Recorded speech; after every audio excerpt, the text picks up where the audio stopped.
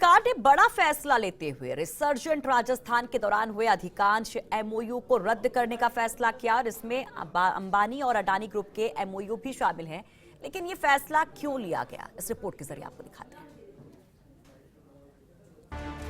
Resurgent Rajasthan पर सरकार का बड़ा फैसला, रद्द किए जाएंगे महज कागजों में हुए एमओयू। उद्योग मंत्री परसादी मीणा ने दिया आदेश।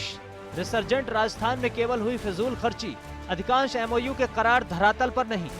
सुनकर भले ही आश्चर्यजनक लगे, लेकिन सच यही है कि करोड़ों रुपए खर्च करके आयोजित किए गए रिसर्जेंट राजस्थान के दौरान हुए एमओयू में से महज 13% एमओयू ही क्रियान्वित हो पाए हैं।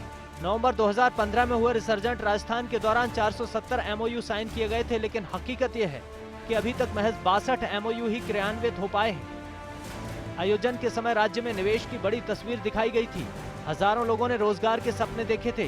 कैमरों की फ्लैश के सामने कागजों पर साइन करके अधिकारियों ने वाहवाही लूटी थी। लेकिन इन सब एमओयू की हकीकत सामने आने लगी है। पहले आंकड़ों में आप खुद देखिए रिसर्जेंट राजस्थान का सच। एक बार उसकी मैं समीक्षा करूंगा। अगर उसमें जांच की आवश्यकता हुई, कहां पर लापरवाही, क्यों नहीं हुआ, कितना उसमें, सब कुछ हम एक बार समीक्षा करके ही मैं ये चीज बता सकता हूँ। खास बात यह है कि उद्योग विभाग ने जिन 62 एमओयू के क्रियान्वित होने की बात कही थी, उनमें से 12 एमओयू तो ये हैं जो महज कागजों से आगे कुछ नहीं है, क्योंकि इनमें न 1 रुपए का निवेश हुआ और न ही एक व्यक्ति को रोजगार मिला। सवाल यह है कि आखिर फिर एमओयू हुआ किस बात का। पिछली सरकार ने विधानसभा में दी गई जानकारी में बताया था कि 470 में से 62 एमओयू क्रियान्वित हुए हैं और 119 में क्रियान्वयन प्रक्रिया जारी है। ऐसे में प्रश्न ये उठता है कि शेष 289 यानी आधे से ज्यादा एमओयू का क्या हश्र हुआ। एमओयू को क्रियान्वित करने में सरकारी विभाग किस तरह ढीले हैं, इसका भी नमूना देख लीजिए। 19 एमओयू केस ऐसे हैं जिनमें अभी विभिन्न विभागों से क्लियरेंस आना बाकी है। इनमें सबसे ज्यादा मामले तो यूडीएच और पर्यटन विभाग से जुड़े हैं। सबसे अधिक विफलता पर्यटन, खनन और मेडिकल में देखने को मिली। इनमें 2.5 लाख करोड़ से ज्यादा के करीब 240 एमओयू साइन किए गए थे, लेकिन जमीन पर नहीं उतर पाए। फर्स्ट इंडिया ने जब रिसर्जेंट राजस्थान की हकीकत खंगाली तो पता चला कि अधिकांश एमओयू तो अधिकारियों ने जल्दबाजी में किए थे, ताकि नंबर अधिक होने से सरकार की नजर में आ जाएं। कुछ एमओयू तो ऐसे किए गए जो धरातल पर संभव ही नहीं थे। इसके बावजूद महज साइनिंग की खानापूर्ति की गई। कांग्रेस सरकार ने रिसर्जेंट राजस्थान का मामला कई बार उठाया था और इसे चुनावी मुद्दा भी बनाया था। मुद्दा तो इस आयोजन पर हुए बेहिसाब खर्चे को लेकर भी है।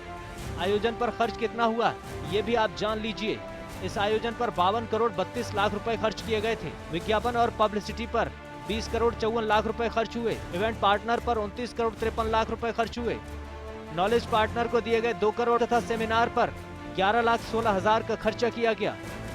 पिछली सरकार के समय बेहिसाब खर्चे के लिए जिम्मेदार आला अधिकारियों की कारगुजारियों पर पर्दा डालने का खेल भी शुरू हो गया था, लेकिन ये जिन्न अभी बोतल में ही बंद है।